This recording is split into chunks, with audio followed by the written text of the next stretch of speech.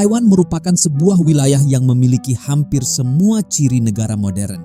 Wilayah tersebut memiliki pemerintahan yang berjalan stabil, militer aktif, mata uang sendiri, sistem administrasi yang mengatur kehidupan warganya, serta kemampuan untuk berinteraksi dengan dunia internasional melalui perdagangan dan kerjasama.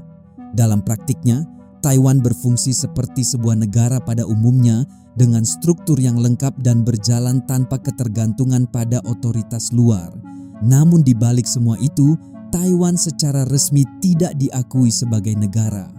Ia tidak memiliki kursi di PBB dan sebagian besar negara di dunia memilih untuk tidak mengakui kedaulatannya secara diplomatik termasuk Indonesia. Dalam sistem internasional, Taiwan ditempatkan di posisi yang tidak biasa, ada secara nyata, tetapi tidak diakui secara formal.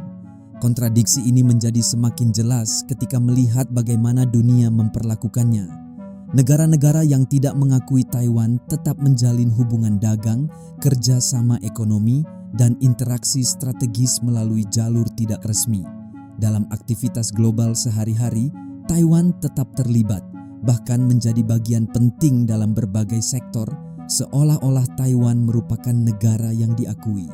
Di balik kondisi inilah, ada pengaruh besar dari China yang menekan pengakuan internasional serta sikap Amerika Serikat yang cenderung ambigu berupaya menjaga keseimbangan strategis namun enggan memberikan legitimasi penuh. Taiwan berada di tengah tarik-menarik kepentingan dua kekuatan besar dalam situasi yang secara resmi dibatasi tetapi secara praktis tetap dijalankan. Situasi ini bukan sekadar keanehan dalam sistem internasional, melainkan gambaran tentang bagaimana dunia bekerja di balik aturan formal, di mana realita dan kepentingan seringkali berjalan di jalur yang berbeda. Jika sebuah wilayah sudah memiliki semua fungsi negara dan tetap berperan dalam sistem global, tetapi tidak diakui sebagai negara, lalu apa sebenarnya yang membuat sebuah negara diakui? Dan siapa sebenarnya yang berhak menentukan apa yang disebut negara?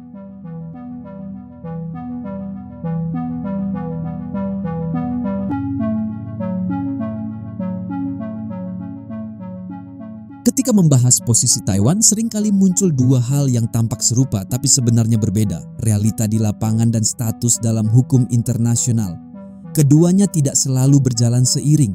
Dalam banyak kasus, sebuah wilayah bisa berfungsi seperti negara tetapi tidak diakui sebagai negara. Disinilah perbedaan antara de facto dan de jure mulai terlihat.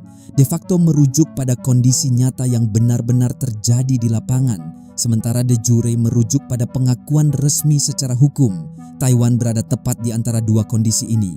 Secara de facto, Taiwan beroperasi layaknya negara modern, memiliki pemerintahan yang dipilih melalui pemilu, sistem hukum yang berjalan, ekonomi yang terhubung dengan dunia, serta kontrol penuh atas wilayahnya. Namun secara de jure, banyak negara yang tidak mengakuinya sebagai negara berdaulat. Situasi ini menciptakan kondisi yang unik. Di satu sisi, Taiwan memenuhi hampir semua kriteria klasik sebuah negara sebagaimana dijelaskan dalam konvensi internasional, memiliki wilayah, populasi tetap, pemerintahan dan kemampuan menjalin hubungan dengan pihak lain. Namun di sisi lain, status resminya tetap berada dalam wilayah abu-abu. Taiwan diakui dalam praktik sehari-hari, tetapi tidak diakui secara resmi dalam pernyataan diplomatik. Menariknya, sistem internasional tidak runtuh karena kontradiksi ini. Sebaliknya, ia justru beradaptasi. Banyak negara tetap menjalin hubungan ekonomi, perdagangan, bahkan kerja sama teknologi dengan Taiwan tanpa mengakui kedaulatannya secara resmi.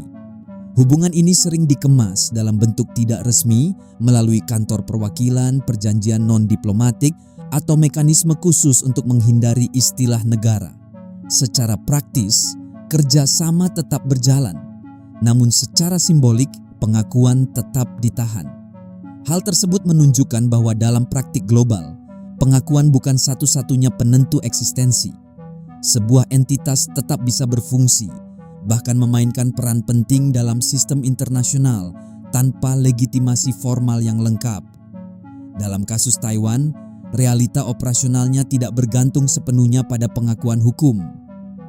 Dunia tetap berinteraksi dengan Taiwan karena kebutuhan dan kepentingan, bukan karena status. Di titik inilah, terlihat bahwa sistem internasional tidak hanya diatur oleh aturan hukum, tetapi juga oleh kompromi politik dan kepentingan strategis. Negara-negara tidak selalu bertindak berdasarkan definisi formal, melainkan berdasarkan kalkulasi, apa yang menguntungkan, apa yang berisiko, dan bagaimana menjaga keseimbangan.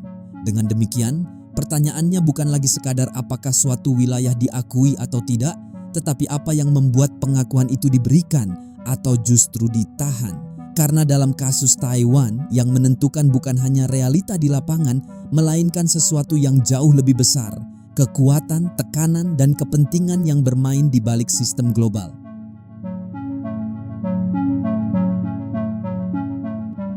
Jika status formal sering dianggap sebagai syarat utama sebuah negara, Taiwan justru menunjukkan sebaliknya. Tanpa pengakuan luas di tingkat internasional, seluruh fungsi dasar negara tetap berjalan, bahkan dalam banyak aspek berjalan dengan stabil dan efisien. Di dalam negeri, Taiwan memiliki sistem pemerintahan demokratis yang matang. Pemilu berlangsung secara rutin, pergantian kekuasaan terjadi tanpa gejolak besar, dan lembaga negara berfungsi sebagaimana mestinya. Presiden, parlemen, hingga sistem peradilan berjalan dalam kerangka hukum yang jelas. Stabilitas tersebut bukan sekadar fenomena sementara, melainkan hasil dari konsolidasi politik selama puluhan tahun. Di sisi keamanan, Taiwan tidak bergantung pada legitimasi internasional untuk mempertahankan dirinya. Mereka memiliki militer aktif dengan struktur komando yang mandiri, anggaran pertahanan yang besar, serta kemampuan untuk merespons ancaman secara langsung. Dalam berbagai laporan pertahanan, termasuk dari International Institute for Strategic Studies, Taiwan secara konsisten memperkuat kapasitas militernya, terutama dalam menghadapi tekanan dari seberang selat. Namun kekuatan Taiwan tidak hanya terletak pada politik dan militer. Fondasi terbesarnya justru ada pada ekonomi. Taiwan merupakan salah satu ekonomi industri maju dengan jaringan perdagangan global yang luas. Ekspor teknologi, manufaktur presisi, dan industri elektronik menjadikannya bagian penting dalam rantai pasok dunia. Data dari World Bank menunjukkan bahwa Taiwan memiliki pendapatan per kapita tinggi dan struktur ekonomi yang kompetitif di tingkat global. Artinya secara ekonomi, Taiwan bukan hanya bertahan, tetapi juga menjadi pemain kunci. Fungsi administratif negara juga berjalan tanpa hambatan berarti. Taiwan menerbitkan paspor sendiri, mengelola sistem imigrasi, mengatur perpajakan, hingga menyediakan layanan publik kepada warganya. Paspor Taiwan bahkan diterima di banyak negara melalui skema visa atau bebas visa, meskipun tidak semua negara mengakuinya secara diplomatik. Dalam praktik sehari-hari, warga Taiwan dapat bepergian, bekerja, dan berinteraksi dengan dunia internasional layaknya warga negara lain. Semua ini menunjukkan satu hal yang semakin jelas. Taiwan tidak menunggu pengakuan untuk berfungsi. Ia sudah menjalankan peran negara secara penuh, mengelola wilayah, melindungi penduduknya, dan berinteraksi dengan dunia. Tidak ada kekosongan kekuasaan dan tidak ada ketergantungan pada otoritas eksternal untuk menjalankan fungsi dasar negaranya. Di titik ini, pertanyaannya mulai berubah arah. Jika sebuah entitas sudah memiliki pemerintahan yang stabil, militer yang aktif, ekonomi yang kuat, dan sistem administrasi yang berjalan normal, maka hambatan utamanya jelas bukan pada kemampuan internal. Yang menjadi penghalang bukan soal apakah Taiwan bisa menjadi negara, melainkan sesuatu di luar dirinya, sesuatu yang lebih besar dan lebih menentukan dalam sistem global.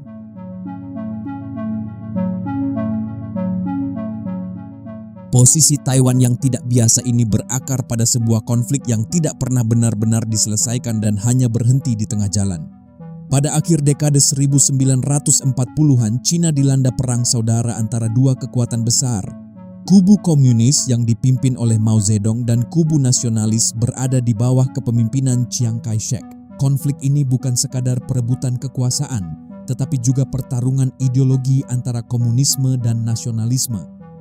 Setelah bertahun-tahun perang, pihak komunis keluar sebagai pemenang dan pada tahun 1949 mendirikan People's Republic of China atau RRC di daratan utama. Namun perang itu tidak pernah benar-benar berakhir. Pemerintahan nasionalis mundur ke Pulau Taiwan dan tetap mempertahankan eksistensinya sebagai Republic of China.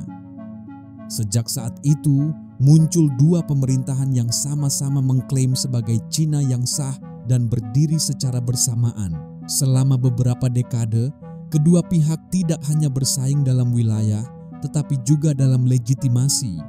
Masing-masing menganggap dirinya sebagai satu-satunya pemerintah sah yang mewakili seluruh Cina. Bagi Beijing, Taiwan dilihat bukan sebagai negara terpisah, melainkan wilayah yang dianggap belum kembali. Sementara di Taiwan sendiri, identitas politik dan sosial perlahan berkembang ke arah yang semakin berbeda dari daratan utama. Seiring berjalannya waktu, realita di lapangan mulai berubah. Taiwan berkembang dengan sistem politik yang berbeda, ekonomi yang terpisah, dan hubungan internasional yang berdiri sendiri. Namun secara formal, konflik dasar tersebut tidak pernah diselesaikan melalui perjanjian damai atau pengakuan bersama. Tidak ada garis akhir yang jelas. Yang ada hanyalah status quo yang terus dipertahankan. Yang membuat situasi ini semakin kompleks adalah bagaimana konflik ini berevolusi. Awalnya, ia merupakan konflik ideologi dalam konteks perang dingin. Namun setelah dinamika global berubah, terutama dengan bangkitnya Cina sebagai kekuatan ekonomi dan militer, isu Taiwan bergeser menjadi persoalan geopolitik yang jauh lebih luas. Dengan demikian, persoalan ini bukan lagi sekadar tentang dua pemerintahan yang bersaing, tetapi tentang keseimbangan kekuatan di kawasan Asia Timur dan bahkan dunia. Taiwan kini berada di titik persimpangan antara sejarah dan strategi global. Taiwan bukan sekadar sisa konflik masa lalu, tetapi juga bagian dari kalkulasi kekuatan masa kini. Klaim yang dulunya berbasis ideologi, kini diperkuat oleh kepentingan nasional, keamanan, dan pengaruh regional. Disinilah pola yang jauh lebih besar mulai terlihat. Status Taiwan bukan sekadar akibat dari sejarah yang belum selesai, tetapi juga dari pilihan kekuatan global untuk membiarkannya tetap seperti saat ini. Dalam banyak kasus, mempertahankan kondisi yang tidak pasti justru dianggap lebih aman daripada memaksakan penyelesaian yang bisa memicu konflik terbuka. Jika akar permasalahannya berasal dari konflik sejarah, kondisi yang terlihat hari ini justru dipertahankan oleh faktor yang jauh lebih aktif, tekanan politik yang terorganisir. Di pusat tekanan tersebut terdapat satu prinsip yang menjadi fondasi diplomasi Cina modern, One China Policy. Bagi Republik Rakyat China, hanya ada satu China dan Taiwan merupakan bagian darinya. Prinsip ini bukan sekadar pernyataan politik, tetapi dijadikan syarat dalam hampir setiap hubungan diplomatik. Negara manapun yang ingin menjalin hubungan resmi dengan Beijing harus terlebih dahulu menerima posisi ini. Artinya, mereka harus mengakui bahwa hanya ada satu pemerintah China, dan itu bukan Taiwan. Disinilah mekanisme tekanan mulai terlihat. Negara-negara tidak benar-benar diberi ruang untuk bersikap netral. Mereka dipaksa untuk memilih, menjalin hubungan resmi dengan China atau mempertahankan pengakuan terhadap Taiwan dengan konsekuensi kehilangan akses ke salah satu kekuatan ekonomi terbesar di dunia. Dalam praktiknya, pilihan ini hampir selalu berakhir sama. Sebagian besar negara memilih Beijing, bukan karena mereka sepenuhnya menolak Taiwan, tetapi karena biaya politik dan ekonomi untuk menentang Cina terlalu besar. Beijing tidak hanya menawarkan akses pasar yang luas, tetapi juga secara aktif menggunakan kekuatan ekonominya sebagai alat tekan. Investasi, perdagangan, hingga kerjasama infrastruktur bisa dibuka atau dibatasi, bergantung pada sikap suatu negara terhadap Taiwan. Tekanan ini tidak selalu dilakukan secara terbuka, tetapi dampaknya nyata. Dalam beberapa kasus, negara yang mencoba memperkuat hubungan resmi dengan Taiwan menghadapi pembatasan ekonomi, penundaan kerjasama, bahkan tekanan diplomatik langsung. Mekanisme tersebut secara perlahan membentuk konsensus global. Secara resmi, Taiwan tidak diakui. Akibatnya, ruang diplomatik Taiwan semakin sempit.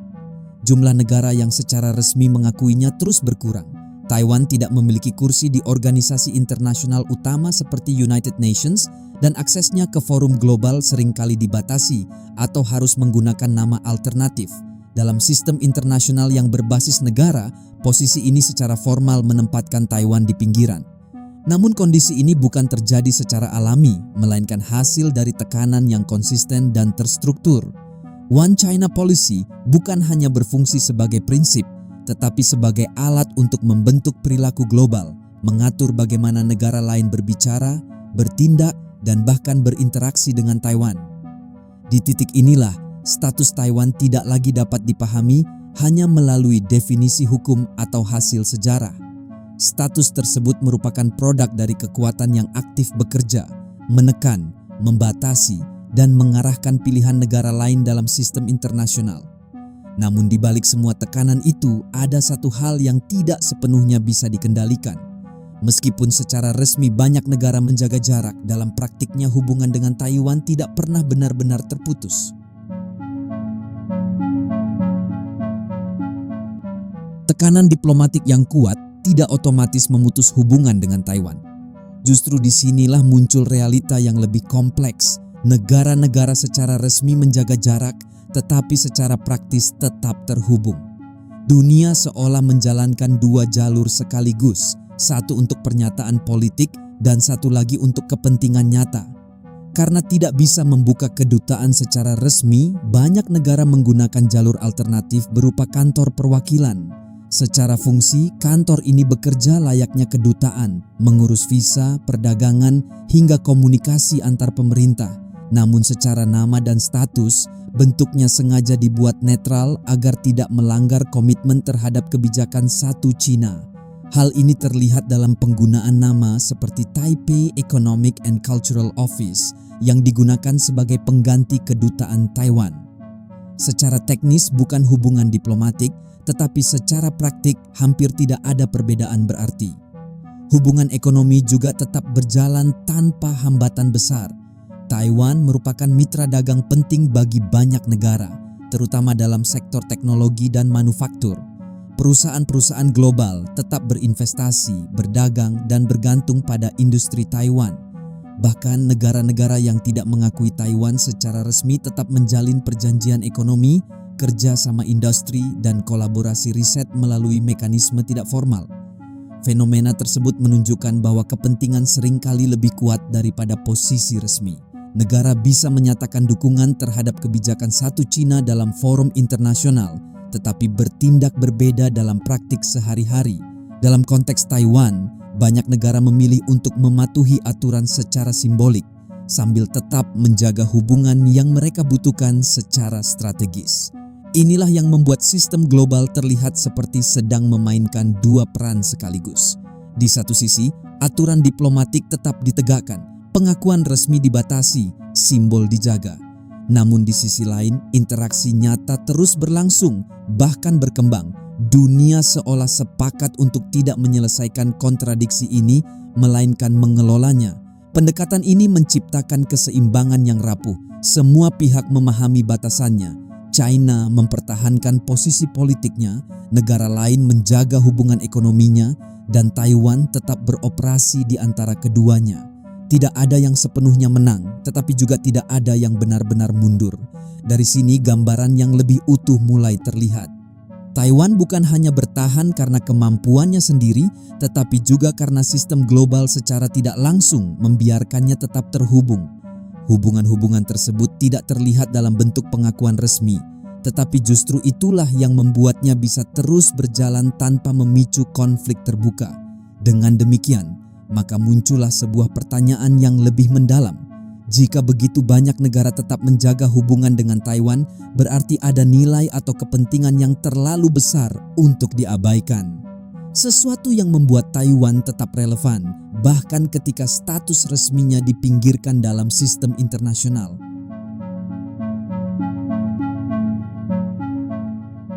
Di balik status politik yang tidak pasti, Taiwan memiliki satu kekuatan yang sulit diabaikan.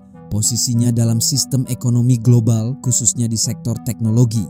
Nilai strategis ini tidak dibangun dari simbol diplomatik, melainkan dari peran nyata dalam industri yang menjadi fondasi dunia modern. Taiwan berada di pusat industri semikonduktor, komponen kecil yang menjadi otak bagi hampir semua teknologi, mulai dari smartphone, kendaraan listrik, hingga sistem militer. Dalam rantai produksi ini, satu nama menjadi kunci, TSMC atau Taiwan Semiconductor Manufacturing Company. Perusahaan ini bukan sekadar produsen chip biasa, tetapi pemimpin global dalam teknologi manufaktur semikonduktor paling maju. Menurut berbagai laporan industri, termasuk analisis dari McKinsey & Company dan Semiconductor Industry Association, menunjukkan bahwa Taiwan menguasai sebagian besar produksi chip paling canggih di dunia yang digunakan dalam teknologi generasi terbaru. Artinya, banyak perusahaan teknologi global dari Amerika hingga Eropa dan Asia bergantung pada kemampuan produksi Taiwan untuk menjaga operasional mereka tetap berjalan. Ketergantungan tersebut menciptakan posisi yang sangat unik. Taiwan bukan sekadar bagian dari rantai pasok, melainkan salah satu titik paling krusial di dalamnya. Gangguan kecil saja di sektor ini bisa berdampak luas. Produksi elektronik terganggu, industri otomotif melambat, bahkan sektor pertahanan bisa terkena imbasnya. Secara tidak langsung, dunia modern bergantung pada komponen yang sebagian besar diproduksi di satu pulau kecil. Disinilah paradoks Taiwan menjadi semakin jelas. Secara formal, banyak negara tidak mengakuinya sebagai negara. Namun secara praktis, mereka sangat bergantung pada stabilitas dan keberlanjutan industrinya. Taiwan mungkin dipinggirkan dalam forum diplomatik, tetapi justru memegang posisi sentral dalam ekonomi global. Kondisi inilah yang mengubah cara dunia memandang Taiwan. Ia bukan hanya isu politik atau sisa konflik sejarah, tetapi aset strategis yang memengaruhi keseimbangan kekuatan global. Nilainya tidak lagi ditentukan sekadar dari klaim kedaulatan, melainkan dari besarnya dampak terhadap ekonomi dan teknologi dunia. Ketika sebuah wilayah memiliki peran sepenting ini, dinamika di sekitarnya tidak lagi sekadar persoalan lokal. Kepentingan berbagai negara mulai bertemu, bahkan dalam beberapa kasus berbenturan.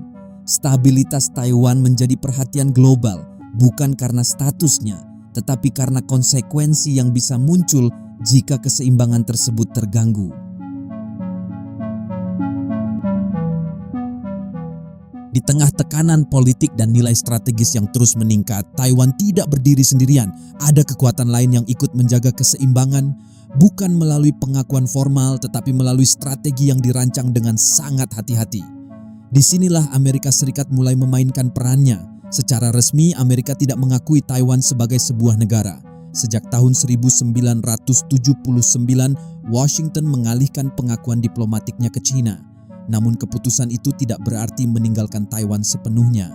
Pada saat yang sama, Amerika membangun kerangka hukum yang memungkinkan hubungan tetap berjalan, salah satunya melalui Taiwan Relations Act. Undang-undang ini menjadi dasar penting. Melalui mekanisme tersebut, Amerika tetap dapat memberikan dukungan pertahanan kepada Taiwan, termasuk penjualan senjata dan kerjasama keamanan. Tujuannya bukan untuk mengakui kedaulatan Taiwan secara terbuka, melainkan untuk mempertahankan kapasitas pertahanan Taiwan sesuai dengan kepentingan strategis Amerika. Pendekatan ini menciptakan sebuah strategi yang dikenal sebagai strategic ambiguity atau ketidakjelasan yang disengaja. Amerika tidak secara tegas menyatakan apakah akan membela Taiwan jika terjadi konflik militer. Namun pada saat yang sama, sinyal dukungan tetap diberikan secara konsisten. Ambiguitas tersebut bukanlah sebuah kelemahan, melainkan strategi yang memungkinkan Amerika mengendalikan risiko sambil tetap mempertahankan fleksibilitas politiknya. Bagi Beijing, ketidakpastian ini menjadi penghalang. Serangan langsung terhadap Taiwan berpotensi memicu keterlibatan Amerika meskipun tidak dijamin.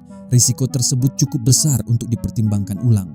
Namun bagi Taiwan, dukungan yang tidak sepenuhnya eksplisit tersebut tetap memberikan ruang untuk bertahan tanpa mendorong eskalasi terbuka.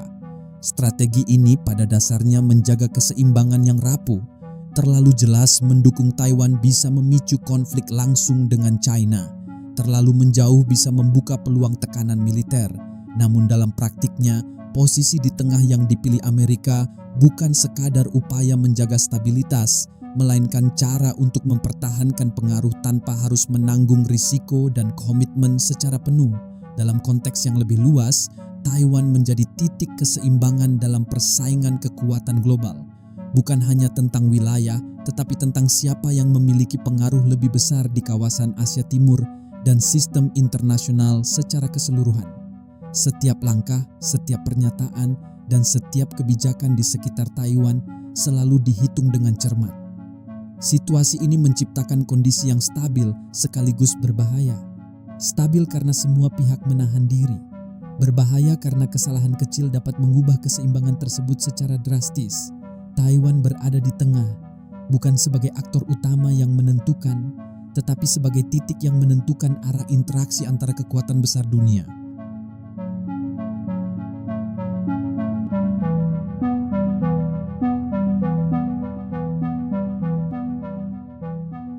Kasus Taiwan memperlihatkan satu hal yang sering tersembunyi di balik bahasa diplomasi. Sistem global tidak selalu berjalan berdasarkan aturan yang tertulis. Di atas kertas, pengakuan negara tampak sebagai syarat utama legitimasi. Namun dalam praktiknya eksistensi tidak selalu ditentukan oleh pengakuan, melainkan oleh kemampuan bertahan, berfungsi dan relevan dalam jaringan kepentingan global. Taiwan merupakan contoh paling jelas dari perbedaan tersebut. Secara formal, posisinya dibatasi. Namun secara nyata, Taiwan tetap hadir dalam ekonomi dunia, dalam sistem teknologi global, dan dalam kalkulasi strategis kekuatan besar. Dalam konteks inilah, legitimasi tidak hanya dibentuk oleh hukum internasional, tetapi juga oleh kekuatan politik yang mampu memengaruhi bagaimana aturan itu diterapkan. Di balik setiap keputusan pengakuan, selalu ada perhitungan. Negara tidak hanya mempertimbangkan definisi legal, tetapi juga risiko, tekanan, dan keuntungan yang mungkin muncul. Dalam konteks inilah, status Taiwan bukan hasil dari satu keputusan tunggal, melainkan hasil dari kompromi yang terus diperbarui antara kepentingan Cina, kalkulasi Amerika, dan kebutuhan negara-negara lain yang tetap terhubung secara ekonomi. Kondisi ini menciptakan sebuah status quo yang tampak stabil, tetapi sebenarnya rapuh. Tidak ada penyelesaian final, yang ada hanyalah keseimbangan yang dijaga agar tidak runtuh. Selama keseimbangan itu bertahan, Taiwan akan tetap berada di posisi yang sama, berfungsi seperti negara tetapi tanpa pengakuan penuh sebagai negara. Namun masa depan tetap terbuka. Perubahan dalam kekuatan ekonomi, dinamika militer, atau kebijakan politik dapat menggeser keseimbangan ini kapan saja. Dalam dunia seperti inilah aturan memang ada, tetapi yang menentukan arah tetaplah kekuatan dan kepentingan yang bermain di baliknya.